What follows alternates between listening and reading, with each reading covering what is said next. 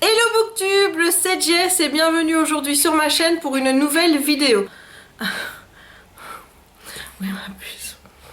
Alors aujourd'hui Kiki avait envie de vous faire un petit coucou à la vidéo, ça faisait un petit moment qu'il ne l'avait pas fait. Il s'est dit maman, pour finir l'année je veux être dans ta vidéo. Donc voilà, fais coucou. Coucou les gens. Coucou. Que je suis le plus beau petit chien du monde. Un bisou maman. Oh, oui. On se retrouve aujourd'hui pour faire la rétrospective de l'année 2015. Je vais vous parler de mon année, du positif, du négatif, de ce que j'ai aimé et moins aimé cette année. On va commencer par mon année personnelle, donc comment moi je l'ai vécu, en dehors de Booktube, etc. Eh bien je dois dire que 2015 a été une année compliquée. J'ai regardé ma vidéo rétrospective de l'année passée ainsi que mes résolutions. Je vais dire que je suis pas trop dans l'état d'esprit dans lequel j'aurais aimé être au moment où j'avais tourné ces vidéos. C'est-à-dire que oui, il y a toujours cette volonté de changement, d'être mieux dans ma peau, de moins me focaliser sur des petits détails sans importance qui est présente.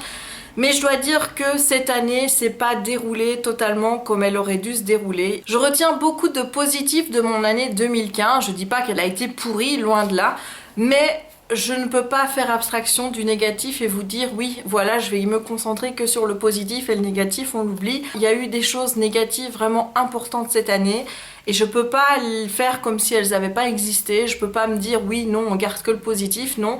Ce négatif-là fait partie de mon année 2015 et je me dois d'en parler avec vous tout simplement. Si vous me demandiez de résumer mon année 2015 en un seul mot, il y en a un qui me vient en tête depuis que je réfléchis à cette question. Et c'est le même qui revient à chaque fois que je me la pose, donc ça doit vraiment signifier que c'est vraiment le mot qui correspond le mieux à cette année 2015. Et cette année 2015 pour moi se résume au mot insécurité. Insécurité parce que vous connaissez les événements qui ont secoué Paris, que ce soit au mois de janvier, à peine la nouvelle année commençait, on était déjà dans les attentats. Et on les a terminés en novembre avec les attentats.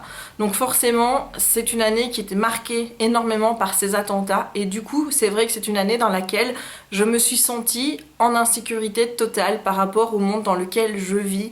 Je me suis empêchée d'aller au salon du livre à cause des attentats. C'est peut-être ridicule, mais voilà. Je me suis empêchée de faire des choses fin d'année parce que j'avais peur des attentats.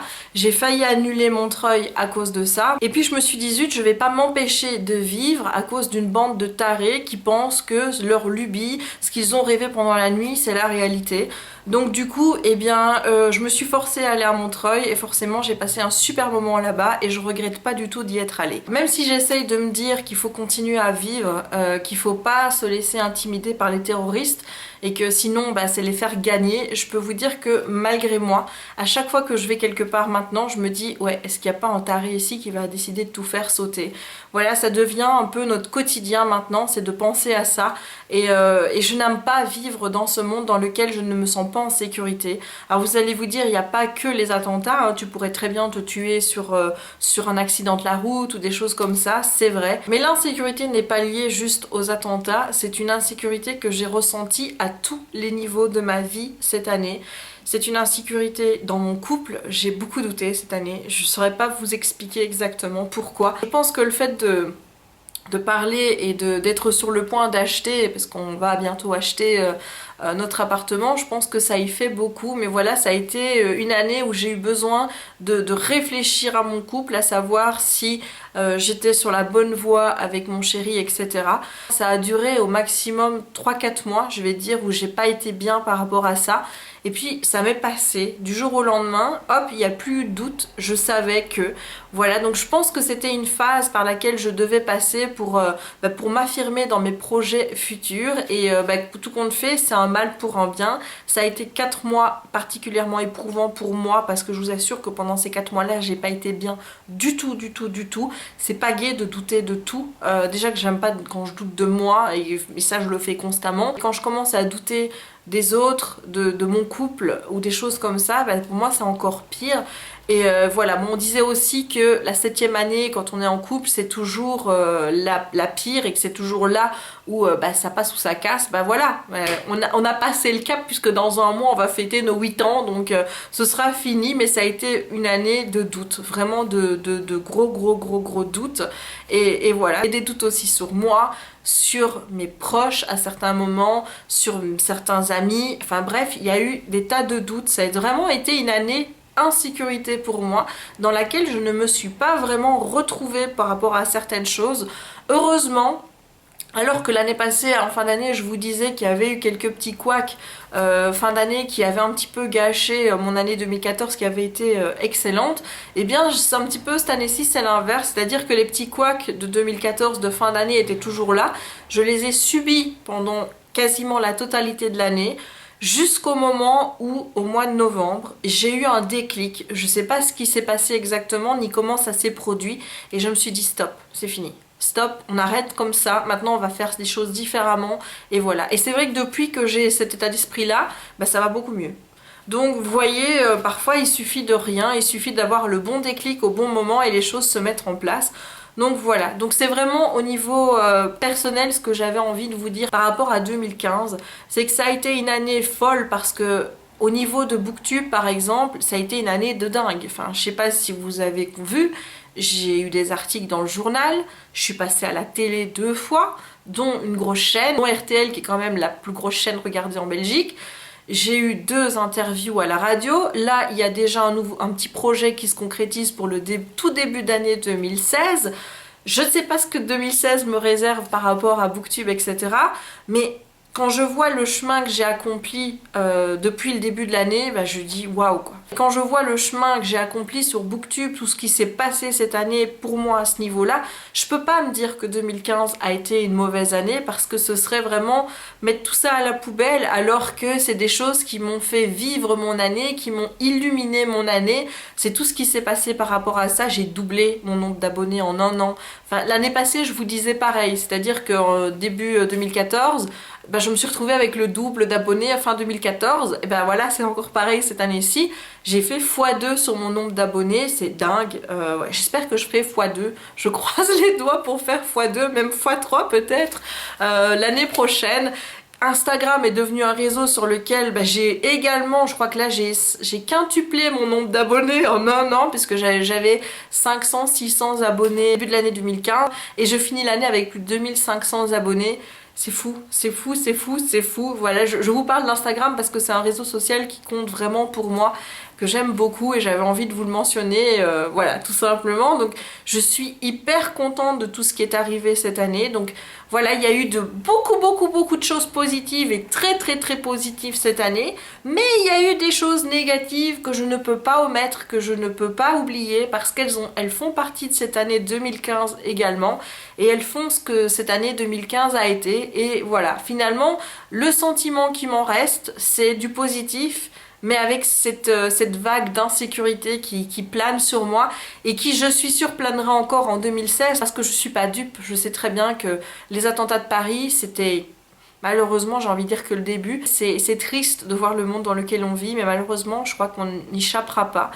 Et à moins qu'on arrive à éradiquer tous ces terroristes et tout ce mal vraiment, mais je pense qu'il va falloir apprendre à vivre avec tout simplement, et ça c'est très dur à admettre et c'est très dur à l'accepter. C'est maintenant à des choses plus light. Je vais vous parler de mon année 2015 mais avec des choses que j'ai aimées, pas aimées. On va faire un petit peu le tour des séries, des films et toutes ces choses là. Je vous rappelle que pour les livres, je n'en parlerai pas dans cette vidéo puisque j'ai fait un top 10 de mes livres de l'année et je vous mettrai, je pense ici, voilà, une petite fiche pour que vous puissiez retrouver cette vidéo et aller la voir. Avant de commencer les choses un petit peu light, je vais commencer par l'événement marquant de 2015 parce que ben, j'en ai déjà parlé, je viens de le faire. Donc ce sont les attentats de Paris de cette année, que ce soit en janvier ou en novembre. Ça a été très difficile de passer outre ces événements. La première fois c'était la liberté d'expression qui était attaquée, la deuxième fois c'était tout un chacun. Mais voilà, comme je l'ai dit, malheureusement je pense que c'est une réalité avec laquelle on doit apprendre à vivre au quotidien. Passons maintenant vraiment aux choses plus light. Donc je vais d'abord vous parler de cinéma avec mon top et mon flop cinéma.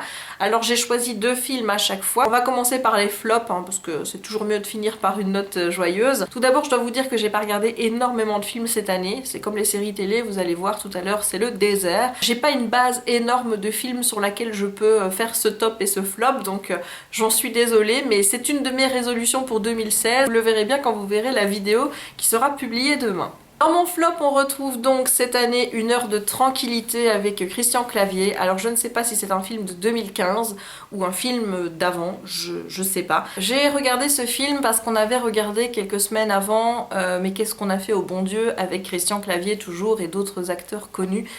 Et j'avais trouvé ce film génial. Je ne l'ai pas mis ici dans mon top, mais sachez qu'il fait quand même partie de mes films préférés cette année. Mais alors, Une heure de tranquillité, j'ai trouvé ça chiant, ennuyeux, con. J'ai pas rigolé une seule fois, j'ai pas aimé du tout, donc voilà. Et le deuxième dont je vais vous parler, c'est Histoire enchantée avec Adam Sandler, qui est un film Disney que j'ai vu au réveillon de Noël. Voilà, il faut savoir qu'on regarde toujours un film au réveillon de Noël, et là, donc ma petite sœur était à la maison, on a déjà mis une demi-heure pour choisir le film qu'on allait regarder, et on s'est posé sur celui-là, et oh my god. Bon, j'ai oublié le nom des personnages, mais comme j'ai quand même essayé de vous parler de l'histoire. Donc on suivait une famille qui était propriétaire d'un hôtel et le papa avait dû vendre l'hôtel. Il avait fait promettre à l'acheteur d'embaucher son fils pour diriger l'hôtel une fois que celui-ci serait adulte, quoi.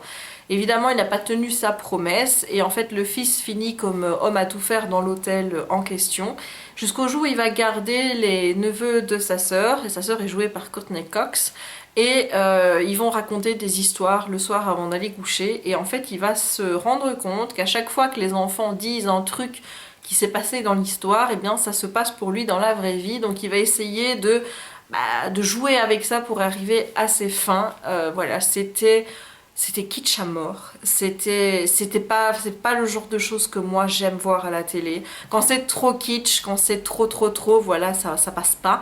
Bah là, c'est pas passé. Clairement, c'est pas passé, donc flop de l'année. Au niveau des tops, il y a un des 2 films où je vous en ai déjà parlé puisque j'ai fait un débrief dessus. C'était sur Inside Out, donc vice versa en français. Il est né des studios Pixar et Disney. Je sais pas si Le Monde d'Arlo c'est Pixar aussi. Je ne sais pas, mais en tout cas voilà, il est sorti en DVD au mois d'octobre si je ne me trompe pas, et j'ai vraiment adoré ce dessin animé. Je trouvais qu'il était bourré d'intelligence, c'était drôle, c'était bien fait, c'était ludique, enfin bref, j'ai adoré et je vous recommande si vous ne l'avez pas encore vu. D'ailleurs, petite fiche, n'hésitez pas à aller voir le débrief. Le second film dont je vais vous parler, c'est 50 nuances de Grey. Et oui, je ne pouvais pas ne pas le mettre dans mon top parce que j'ai trouvé le film hyper bien fait. Voilà, j'ai kiffé. J'ai trouvé que Jamie Dornan était un bon Christian Grey, même si son jeu d'acteur était moins bon que celui de Dakota Fleming qui était une Anastasia Steele parfaite pour moi. Voilà, j'ai trouvé l'adaptation mieux que le premier tome. On sentait vraiment plus le côté romance plutôt que le côté BDSM dedans. Et c'est ce que j'ai apprécié.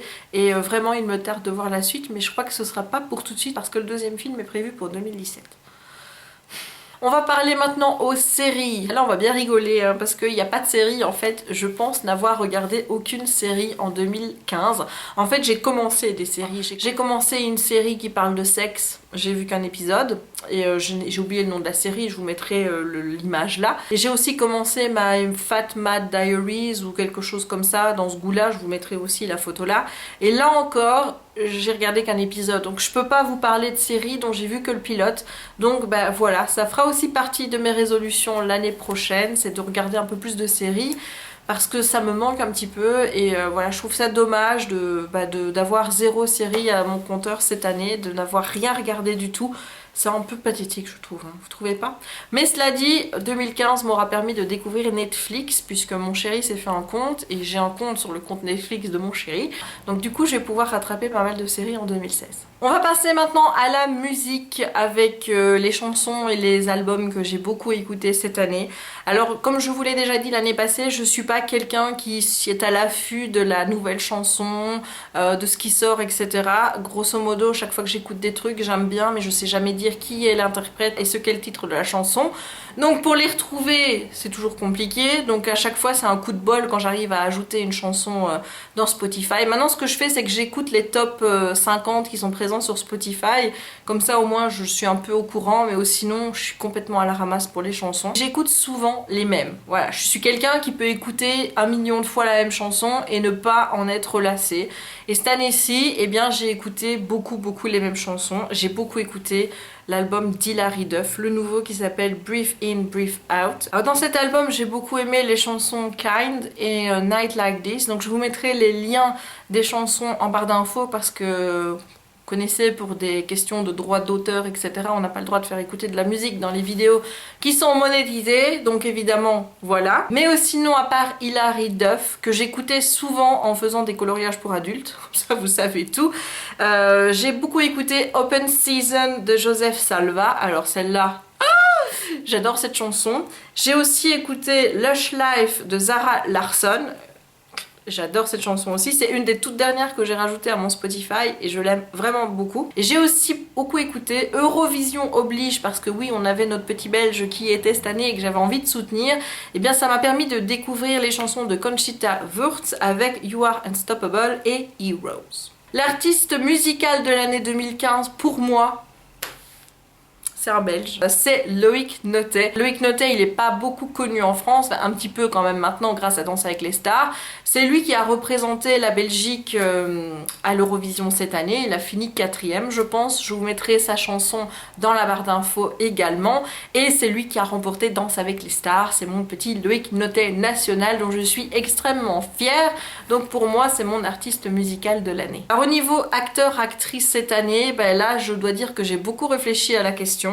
Actrice, j'ai pas trouvé. Voilà, il n'y a pas une actrice qui m'a waouh quoi cette année, donc j'en ai pas. Et au niveau des acteurs, j'ai mis Jamie Dornan parce que voilà quoi. Voilà quoi. Personnalité de l'année 2015. Alors là, vous allez rigoler parce que la personnalité de l'année 2015, c'est la même que la personnalité de l'année 2014. C'est toujours tadam, Cyril Hanouna. Mais comment ça pourrait pas être Cyril Hanouna? Sérieusement quoi, Cyril Hanouna, c'est Cyril Hanouna. Enfin voilà, je ne vais pas encore vous dire à quel point j'aime Cyril, je crois que vous le savez maintenant. C'est quelqu'un que j'apprécie énormément, j'adore sa personnalité, j'adore sa folie. J'aime la manière dont ses émissions peuvent partir en n'importe quoi en 1 seconde de temps. Je kiffe le personnage. Comme je vous l'ai dit l'année passée, je suis toujours un petit peu énervée par ce côté... Je fais trop parfois, c'est vrai. Et ce côté, parfois je fais des pics qui se veulent drôles et que moi je trouve méchantes. Voilà, je suis pas une fan d'Estelle Denis. Je vais vous dire, je l'aime pas du tout cette fille-là parce qu'elle critique souvent l'équipe de Belgique de foot. Donc du coup, je ne l'aime pas. Ça m'énerve d'ailleurs qu'elle soit maintenant un petit peu dans Touche pas à mon poste et aussi avec Touche pas à mon sport parce que j'ai appris que maintenant, si on veut aller dans l'émission en tant que public, on est obligé de se taper la sienne avant. Donc ça m'arrange moyen, tu vois. Mais le fait de ne pas aimer Estelle Denis n'empêche pas que je trouve que parfois Cyril en fait trop quand il s'agit de se moquer de son compagnon qui est donc Raymond Domenech, l'entraîneur de foot de l'équipe de France d'il y a quelques années d'ici. Voilà, il y a eu une émission de TPMP où ça a été que ça pendant, je sais pas moi, genre 10 minutes et je trouvais que c'était beaucoup trop, c'était devenir très lourd, etc. C'est un côté chez Cyril qui m'énerve, qui m'énervait en 2014, qui a continué à m'énerver en 2015 et qui m'énervera sûrement encore en 2016. Mais à côté de ça, il reste quand même ma personnalité à moi, mon chouchou. Voilà, je l'aime, je ne peux rien vous dire de plus. Cette année-ci, je vous rajouterai cependant une deuxième personnalité de l'année qui est Christophe Carrière, parce que lire son bouquin et l'interviewer cette année, voilà, ça c'est aussi un des bons côtés de l'année 2015, il faut quand même le rappeler. Je suis allée dans les locaux de DeWitt. Voilà, là où dans les loges de TPMP, j'ai rencontré Christophe Carrière que j'ai interviewé, donc ça reste quand même mon plus beau souvenir de l'année. Bah, tiens, je vous le glisse en même temps, plus beau souvenir de 2015, hop, ma rencontre avec Christophe Carrière, ça tombe bien. Et voilà, et ça a été une tellement belle rencontre que voilà, il devait figurer également dans cette rétrospective en tant que personnalité de mon année 2015. L'émission télé de l'année. Sérieusement, on discute du problème ou vous savez déjà? Ouais, TPMP, exactement. Qu'est-ce que vous voulez que je vous dise de plus? Ma personnalité détestée de l'année, alors là ça a été difficile parce que c'était moins tranché que les autres années. L'année passée c'était Nabila, mais heureusement voilà, cette année on l'a pas trop vue à la télé, donc je ne vais pas me resservir d'elle comme personnalité détestée, surtout qu'elle m'a quand même bien fait rire. Je sais pas si vous avez lu fin d'année, mais la nana elle est quand même obligée de rester en France, elle a quand même un ordre de ne pas quitter le territoire, et elle a été faire une dédicace en Suisse, et elle a dit mais la Suisse ça fait pas partie de la France? Ah non, non mais allô quoi, on va où? C'est quoi ce monde où la Suisse c'est pas la France? Moi je vous le dis, tout se perd hein, les amis. Donc voilà, donc on a eu moins de débit là cette année, donc ça c'est une chose. Au niveau télé-réalité, vu que je n'en regarde plus, bah du coup il y en a pas trop qui m'ont agacé ni quoi que ce soit. Personnalité détestée, ça a été difficile, mais j'ai quand même réussi à vous en sortir deux. Alors la première, c'est toute l'équipe de On n'est pas couché.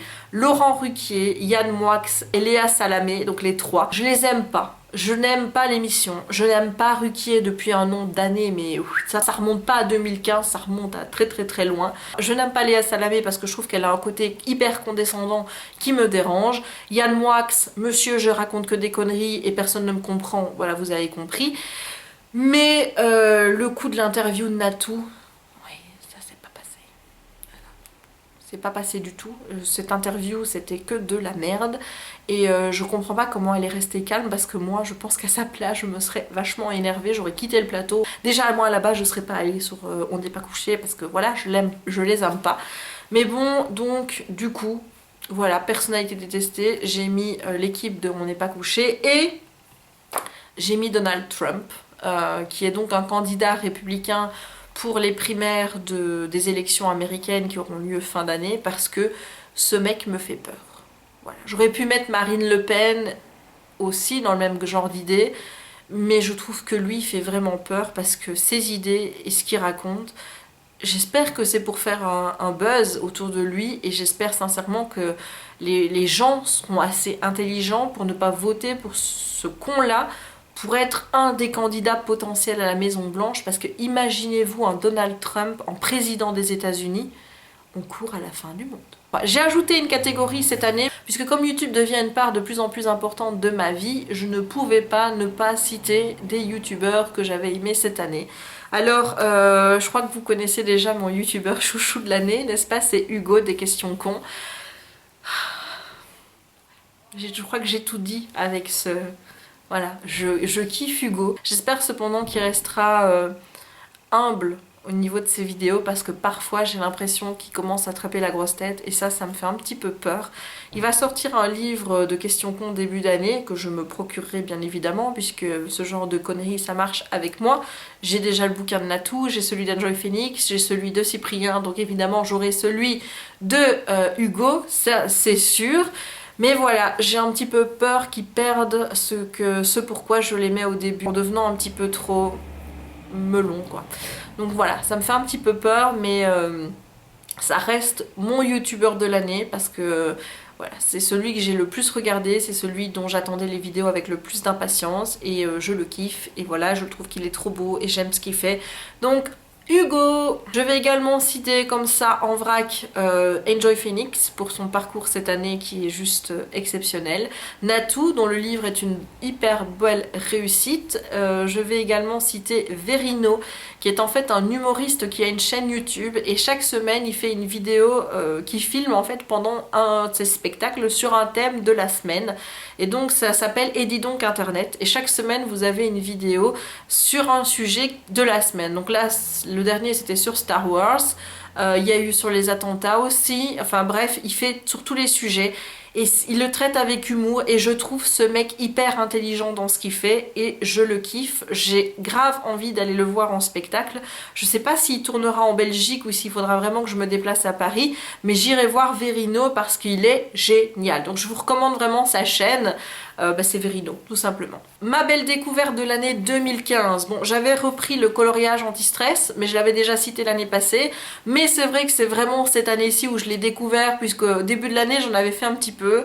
Et puis après, ça m'avait passé. Et puis j'ai repris ça vraiment à partir du mois de mars. Et bah depuis, voilà, bon, je colorie peut-être un petit peu moins qu'avant, mais ça reste une grosse passion dans ma vie. Donc le coloriage anti-stress reste une découverte de cette année 2015. Surtout que voilà, j'ai pu élargir mon panel avec la découverte des Faber-Castell, des Pro Markers, etc. J'ai pu vraiment m'améliorer cette année, donc ça reste un gros bloc de 2015. Et ma deuxième découverte de l'année, bah, c'est les Strass, Strassmania, ou alors Lumin Life, qui est une autre société qui fait des tableaux en strass et dont je vous reparlerai très vite en vidéo. On passe enfin au dernier point de ma rétrospective, qui est la surprise de l'année 2015. Alors ça va peut-être vous paraître bizarre, mais pour moi, ma grosse surprise de l'année 2015, c'est d'avoir autant apprécié regarder Danse avec les stars cette année. Faut savoir que j'ai jamais regardé l'émission avant, j'ai peut-être regardé juste la finale quand il y avait Alizé, mais j'ai jamais été fan de Danse avec les stars. Voilà, c'est pas quelque chose qui m'intéressait. Et cette année, il y a eu Enjoy Phoenix qui est entré dans la compétition et du coup, en tant que youtubeuse, je me sens concernée et donc j'ai regardé pour la voir parce que oui, j'aime bien Marie et que j'avais envie de la voir évoluer dans l'émission. Et j'ai découvert Marie en danseuse. Pas toujours étoile, mais en danseuse quand même. Et j'ai surtout redécouvert Loïc Notet, que je connaissais de l'Eurovision et dont j'avais apprécié le titre.